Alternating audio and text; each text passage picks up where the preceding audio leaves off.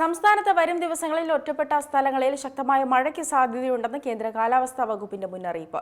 വടക്കു പടിഞ്ഞാറൻ ബംഗാൾ ഉൾക്കടലിൽ വീണ്ടും ന്യൂനമർദ്ദം രൂപപ്പെട്ടതോടെയാണ് മഴ വീണ്ടും സജീവമാകുന്നത്. 6 ജില്ലകളിൽ ഇന്ന് യെല്ലോ അലർട്ട് പ്രഖ്യാപിച്ചു. സംസ്ഥാനത്ത് വരും ദിവസങ്ങളിൽ ഒറ്റപ്പെട്ട ശക്തമായ മഴയ്ക്ക് സാധ്യതയുണ്ടെന്നാണ് കേന്ദ്ര കാലാവസ്ഥാ വകുപ്പ് പുറപ്പെടുവിച്ച മുന്നറിയിപ്പിൽ പറയുന്നത്. വടക്കു പടിഞ്ഞാറൻ ബംഗാൾ ഉൾക്കടലിൽ വീണ്ടും ന്യൂനമർദ്ദം രൂപപ്പെട്ടതിനാൽ കേരളത്തിൽ വരും ദിവസങ്ങളിൽ പൊതുവെ നേരിയ മിതമായ മഴയ്ക്കും ഒറ്റപ്പെട്ട സ്ഥലങ്ങളിൽ ശക്തമായ മഴയ്ക്കും സാധ്യതയുണ്ടെന്നാണ് പ്രവചനം. ഇന്നു മുതൽ 25 വരെയാണ് ഒറ്റപ്പെട്ടയിടങ്ങളിൽ ഇടിമിന്നലോടുകൂടിയ മഴയ്ക്കും മണിക്കൂറിൽ 30 മുതൽ 40 കിലോമീറ്റർ വരെ വേഗതയിൽ ശക്തമായ കാറ്റിനും സാധ്യത പ്രവചിക്കപ്പെട്ടിരിക്കുന്നത്. ഇതിന്റെ ഭാഗമായി ഇന്ന് പത്തനംതിട്ട, ഇടുക്കി, കോഴിക്കോട്, വയനാട്, കണ്ണൂർ, കാസർഗോഡ് ജില്ലകളിൽ യെല്ലോ അലർട്ട് പ്രഖ്യാപിച്ചിട്ടുണ്ട്. 24-ാം തീയതി പത്തനംതിട്ട, കോട്ടയം, ഇടുക്കി, എറണാകുളം, തൃശൂർ ജില്ലകളിലും 25-ന് കോട്ടയം, ഇടുക്കി, എറണാകുളം ജില്ലകളിലും യെല്ലോ അലർട്ട് നൽകിയിട്ടുണ്ട്. ഒറ്റപ്പെട്ട ശക്തമായ മഴയ്ക്കുള്ള സാധ്യതയാണ് ഇവിടങ്ങളിൽ പ്രവചിക്കപ്പെട്ടിരിക്കുന്നത്.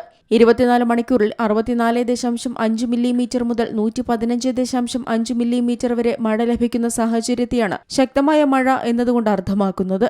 കള്ളക്കടൽ പ്രതിഭാസത്തിന്റെ ഭാഗമായി കേരള തീരത്ത് നാളെ രാത്രി 11:30 വരെ 0.9 മുതൽ 1.3 മീറ്റർ വരെ ഉയർന്ന തിരമാലകൾ കാരണം കടലാക്രമണത്തിന് സാധ്യതയുണ്ടെന്ന് ദേശീയ സമുദ്ര വിവര വിശകലന കേന്ദ്രവും അറിയിച്ചു.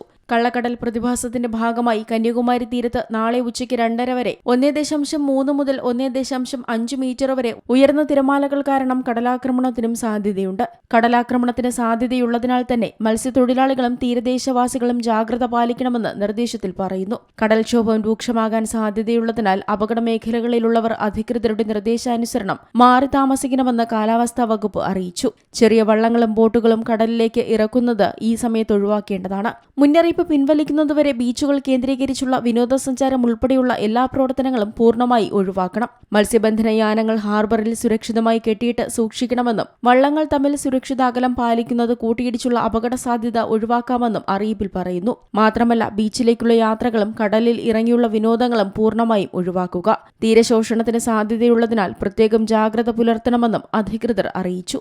News desk Zee Malayalam news. ഏറ്റവും പുതിയ വാർത്തകളും വിശേഷങ്ങളും വിരൽത്തുമ്പിലറിയാൻ സീ മലയാളം ന്യൂസ് എല്ലാ ഡിജിറ്റൽ പ്ലാറ്റ്ഫോമുകളിലും ലഭ്യം.